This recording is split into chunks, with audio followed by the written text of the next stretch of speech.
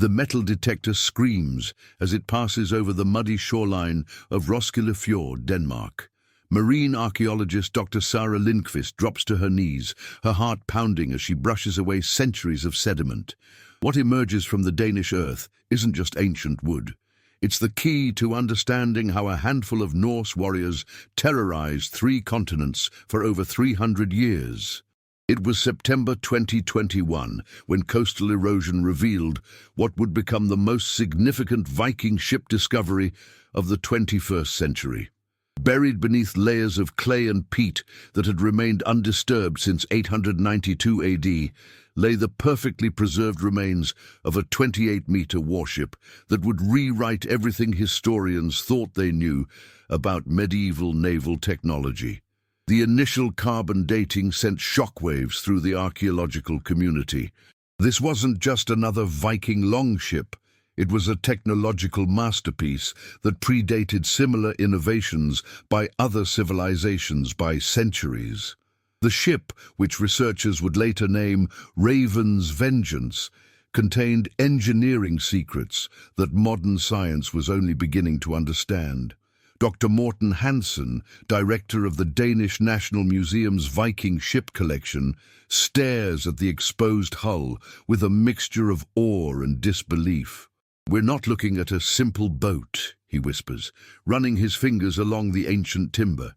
"We're looking at the physical manifestation of a technology that transformed fishermen into masters of the seas." The preservation was extraordinary. The anaerobic conditions of the Danish bog had kept the vessel in a state that allowed researchers to analyze not just the wood, but the organic materials used in construction, rope, tar, and even fragments of the original sail. Each component told a story of innovation that had been lost to time, but it was the construction technique that truly stunned the experts. The hull showed evidence of a building method that combined mathematical precision with organic flexibility. The planks weren't simply nailed together, they were woven into a structure that could bend with the waves while maintaining structural integrity that would make modern engineers envious. Microscopic analysis revealed something even more remarkable. The oak used in construction had been selected and treated using methods that created wood with properties that shouldn't have been possible with medieval technology. The timber showed signs of a chemical treatment that made it simultaneously harder and more flexible than untreated oak. The ship's dimensions defied conventional naval wisdom. At 28 meters long but only 4 meters wide, it should have been unstable in rough seas. Instead, computational fluid dynamics analysis revealed a hull design that was hydrodynamically superior to vessels built 500 years later. The Vikings had somehow discovered principles of naval architecture that wouldn't be formally understood until the Renaissance. Carbon scoring on the hull told tales of battles fought in waters from the North Atlantic to the Mediterranean. This single vessel had seen action across distances that challenged the geographic understanding of its era. The wear patterns suggested speeds that seemed impossible for wind-powered vessels of the 9th century. Tool marks on the timber revealed the use of specialized construction implements that archaeologists had never seen before. These weren't crude axes and adzes. They were precision instruments designed specifically for creating the curved, interlocking joints that gave Viking ships their legendary flexibility. The discovery team found evidence of a complete shipyard surrounding the vessel. Buried tools, construction jigs, and even what appeared to be technical drawings carved into wood revealed a level of industrial organization that historians had never associated with Viking culture. These weren't barbarian raiders building boats by instinct. They were sophisticated naval engineers operating what amounted to a medieval aerospace industry. Most disturbing of all was the ship's cargo hold. The Raven's Vengeance could carry not just warriors, but horses, siege equipment, and supplies for expeditions lasting months. This wasn't a raiding vessel. It was a mobile military base capable of projecting power across vast distances. The implications were staggering. For centuries, historians had portrayed Viking raids as opportunistic attacks by primitive sea nomads. The Raven's vengeance suggested something far more systematic, a technologically advanced civilization that had developed naval capabilities that gave them decisive advantages over their enemies. Dr. Lindqvist's preliminary report sent ripples through academic circles worldwide. The ship represented not just a single vessel, but evidence of a lost technology that had allowed the Vikings to dominate the seas for 3 centuries. The question that haunted researchers was simple but profound. How had the Vikings developed such advanced naval technology, and why had their secrets been lost to history?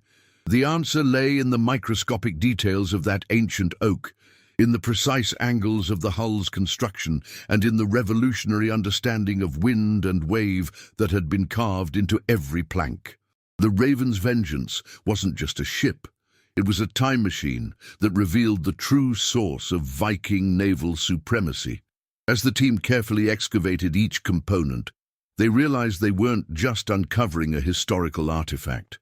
They were decoding the DNA of a military technology that had shaped the course of European history. The secrets of Viking invincibility weren't locked in their weapons or their warrior culture. They were built into the very hulls of their ships. The rhythmic sound of adze against oak echoes through the shipyard of Hedeby, Denmark, in the year 854 AD. Master shipwright Olaf Eriksson runs his calloused hands along the freshly hewn keel, feeling for imperfections that could mean the difference between victory and death on the open seas. What he's creating isn't just a vessel, it's a precision instrument of war, designed with engineering principles that won't be formally understood for another 1,000 years. The analysis of the Raven's vengeance had revealed the first great secret. The Vikings had perfected a construction technique called clinker building that created hulls of unprecedented strength and flexibility. While other civilizations built rigid ships that shattered under stress, the Norse had developed a system of overlapping planks that created an almost organic structure capable of flexing with the waves. Each plank was cut following the natural grain of the wood, respecting the internal stresses that had developed as the tree grew. This wasn't coincidence, it was applied forestry. The Vikings selected oak trees that had grown on north-facing slopes, where constant winds had strengthened the wood fibers over decades of adversity. The keel, the backbone of the ship, was carved from a single oak trunk that had grown for over a century. But not just any trunk would suffice. Master builders selected trees that had grown in rocky soil, where the roots had been forced to penetrate deep to find nutrients. This struggle created wood with exceptional density and resilience. Dr. Hansen's team had made a revolutionary discovery in their microscopic analysis. The Vikings treated their wood with a mixture of pine tar, whale oil, and a mysterious component that chemical analysis identified as tannins extracted from fermented birch bark. This formula, lost for centuries, didn't just protect the wood from salt water, it made it more flexible while maintaining strength. But the true genius of Viking engineering lay in the hull design. The longships had a shape that defied conventional naval logic. They were simultaneously wide enough for stability and narrow enough for speed. This apparent contradiction was resolved through a technique called lens-shaped hull design, where the cross-section gradually changed from bow to stern. The bow itself was a masterpiece of hydrodynamics. The Vikings had discovered through trial and error principles that modern science would codify as wave-piercing technology. The curved shape didn't just cut through water with minimal resistance. It created a suction effect that literally pulled the ship forward through the waves. The oars weren't simple wooden sticks. Each was carved with a specific aerodynamic profile, thicker in the center and tapering toward the ends. The length varied according to position on the ship, creating a lever system that maximized rowing efficiency. It was applied biomechanics centuries before such a concept existed. The sail represented perhaps the most sophisticated achievement, woven from wool of sheep fed specific diets to strengthen the fiber. The Viking sail wasn't a simple rectangular cloth. It was a three-dimensional surface with calculated curves that captured wind in ways that contemporary sails couldn't match. Studies revealed that the Vikings had developed a rigging system that allowed real-time adjustment of sail shape. Through a complex network of ropes and pulleys, they could modify the sail's curvature to harness side winds and following winds with an efficiency that wouldn't be seen again until the invention of modern sails. Perhaps the most impressive secret was the longship's ability to navigate in shallow water. With a draft of only 50 centimeters, they could sail up rivers that other vessels considered impassable. This amphibious capability allowed them to appear where no one expected, turning them into ghosts of the seas. Weight distribution was another crucial element. The Vikings had calculated exactly where to place each component to maintain perfect balance. Weapons were stored in specific compartments. Water and food distributed according to mathematical patterns that kept the center of gravity at the optimal point. The metal fittings weren't simple nails. Each piece of iron was forged with specific shapes that distributed stress evenly throughout the hull. The rivets had conical heads that reduced water resistance, and the mooring rings were designed to withstand multidirectional tensions that would tear apart conventional fastenings. The resulting speed was extraordinary. Calculations based on the Raven's Vengeance proportions suggest that longships could reach speeds of up to 22 knots, double that of contemporary vessels. This speed didn't just give them tactical advantage, it allowed them to cover distances that dramatically expanded their operational range. The navigation system complemented the ship's technical excellence. The Vikings had developed orientation techniques that included the use of calcite crystals as solar compasses, observation of migratory bird flight patterns, and interpretation of ocean currents. They were practical oceanographers centuries before such a discipline existed. The construction process itself was a marvel of organization. The Hedeby shipyard operated like a medieval assembly line, with specialized craftsmen responsible for specific components. Keel specialists, plank shapers, sail weavers, and metal workers all contributed their expertise to create vessels that were technological marvels of their age. Quality control was rigorous. Each ship underwent extensive testing in controlled conditions before being approved for combat use. The Vikings had developed standardized measurements and testing procedures that ensured consistency across their fleet, a level of industrial organization that wouldn't be seen again until the Industrial Revolution. The wood treatment process took months. Fresh-cut timber was seasoned using techniques that controlled moisture content and internal stress. The Vikings understood that properly prepared wood would last decades in harsh marine environments, giving their fleets a logistical advantage that explained their ability to sustain long-distance campaigns. Dawn breaks over the monastery of Lindisfarne on June 8, 793 AD, painting the Northumbrian coast in shades of gold and crimson.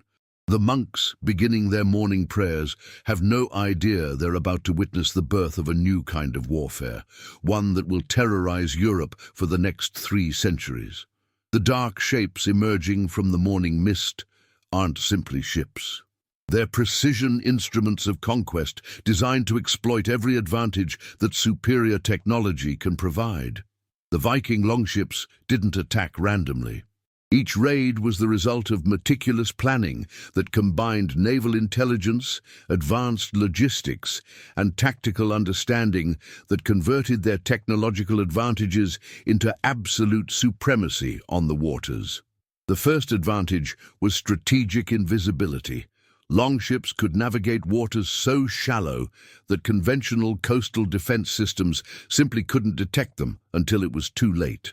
While watchtowers scanned the horizon for the square sails of conventional vessels, the Vikings approached through channels and estuaries that others considered impassable. The approach speed was devastating. Analysis of the Raven's Vengeance confirmed that these ships could accelerate from cruising speed to attack velocity in minutes. The combination of oars and sail allowed for bursts of speed that caught enemies who thought they had time to prepare defenses completely off guard. But the real tactical revolution was in their amphibious capability.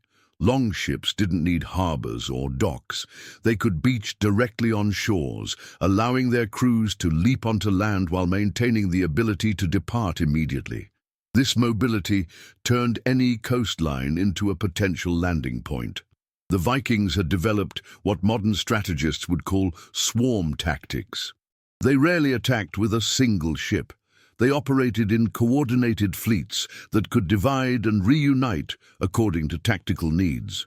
This flexibility allowed them to attack multiple targets simultaneously or concentrate forces for devastating assaults.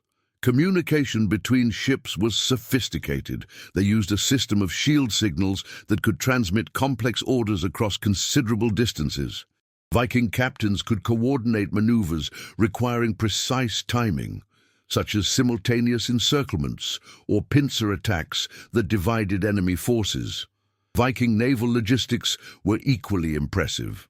Longships could transport not just warriors, but horses, siege weapons, and supplies for expeditions lasting months. The distribution of interior space was calculated to maximize cargo capacity without compromising speed or maneuverability. Night attacks were a Viking specialty. The ability to navigate with precision in total darkness, combined with the silence their ships could maintain, allowed them to appear on enemy shores like phantoms. Defenders would wake to find attackers had already established beachheads. River warfare represented another dimension of Viking superiority. While other peoples considered rivers natural barriers, the Vikings saw them as highways into the interior. They could sail hundreds of kilometers inland, bringing war to regions that believed they were safe due to their distance from the sea.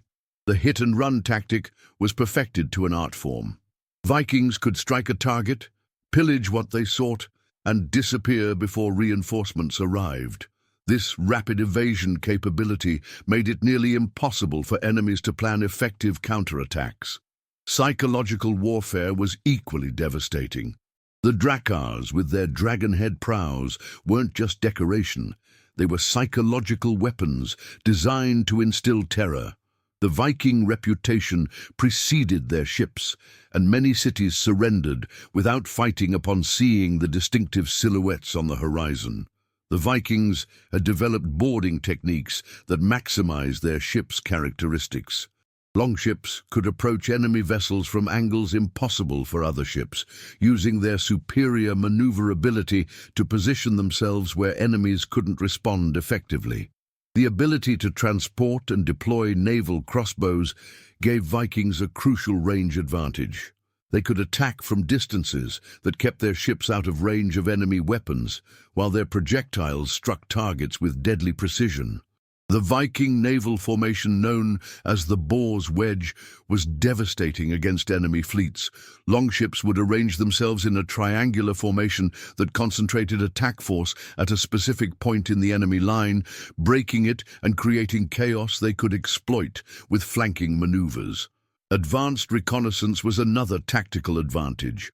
Vikings sent scout ships that could operate for weeks, mapping coastlines, identifying targets, and assessing defenses. This prior intelligence turned their attacks into surgical operations rather than desperate assaults. The ability to operate in all seasons dramatically expanded their operational window.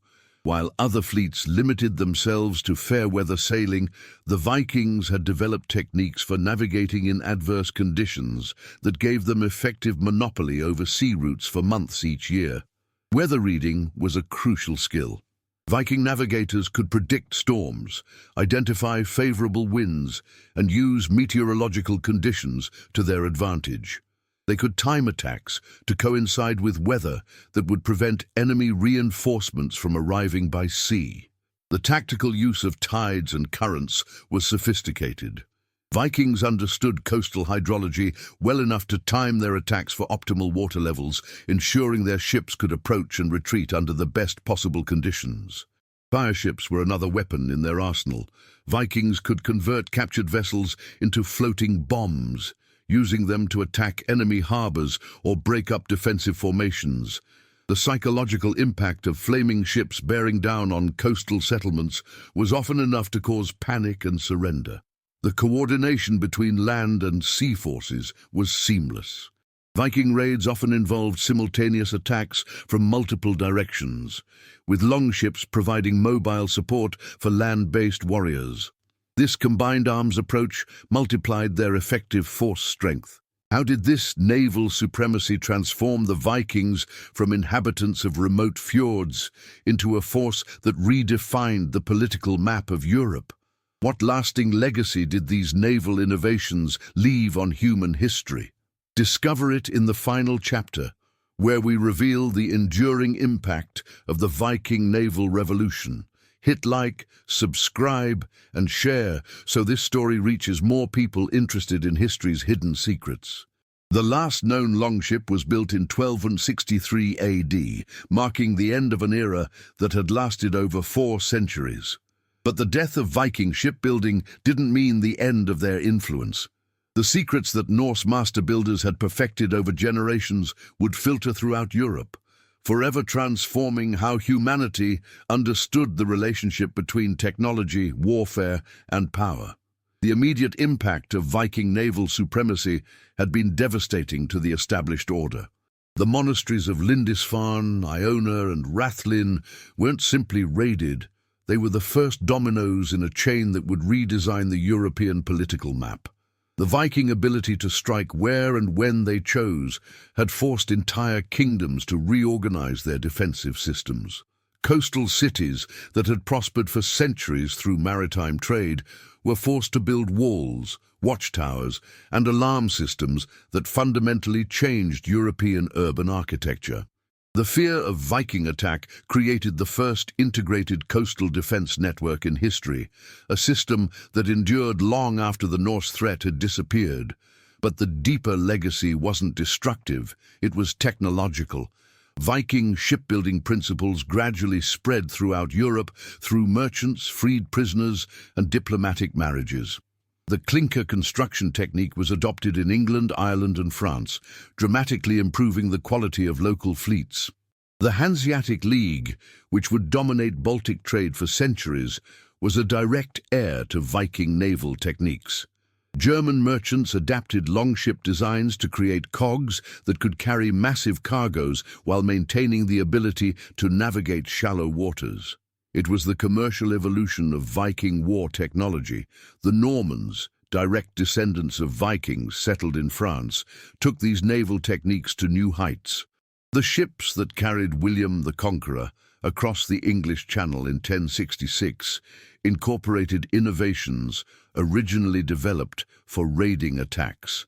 The Norman conquest of England was essentially the application of Viking naval principles to territorial conquest warfare. The discovery of America by Leif Erikson 500 years before Columbus was possible only because of Viking naval technology. The ships that reached Vinland were the result of centuries of technical refinement that had produced the only vessels capable of consistently navigating the North Atlantic.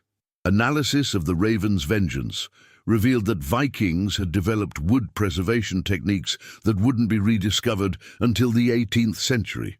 The chemical treatments they applied to their ships allowed them to maintain operational fleets for decades, a logistical advantage that explained their ability to sustain long-distance campaigns. Viking metallurgy, developed specifically for shipbuilding, influenced the evolution of European smithing. The forging techniques that created specialized fittings for longships were adapted to produce more effective agricultural tools and more durable weapons.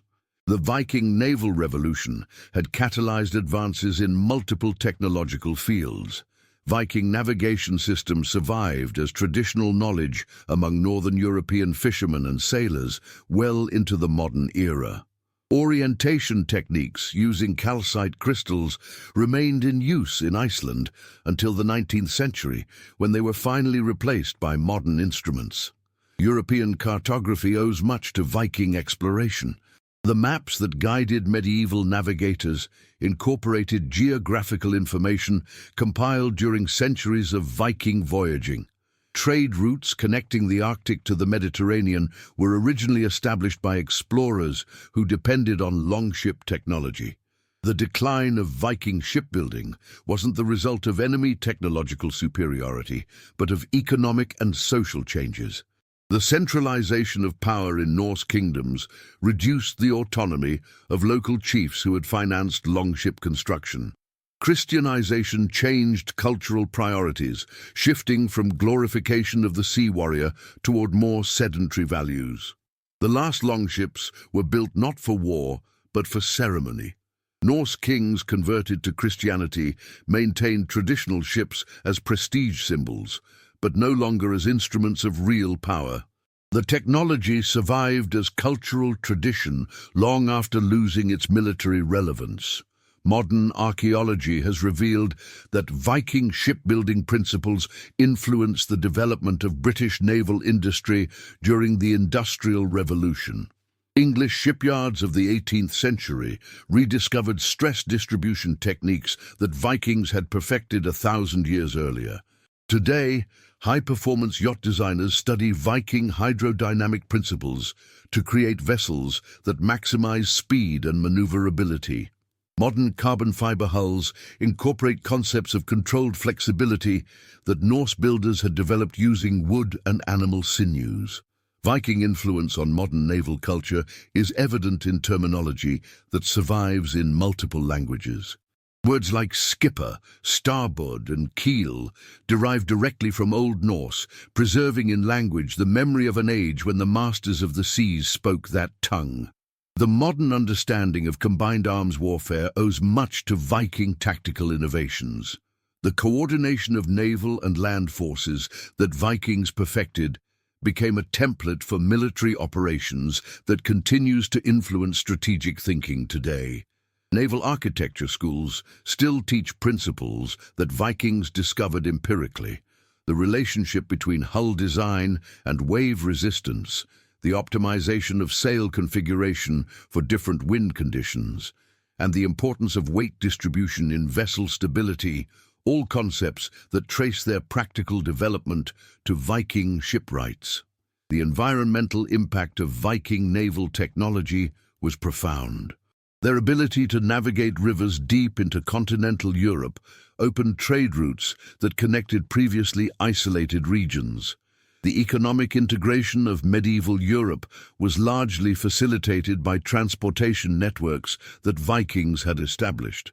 The cultural exchange enabled by Viking naval mobility was transformative.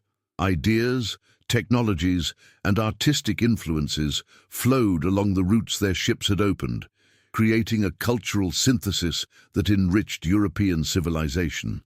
The Vikings were unwitting agents of globalization 1,000 years before the term existed. The ultimate legacy of Viking longships lies not in museums or archaeological finds, but in the fundamental understanding that technology, applied with ingenuity and determination, can transform marginal peoples into forces that redefine history. The Vikings demonstrated that technical innovation, rather than brute force or natural resources, determines the fate of civilizations.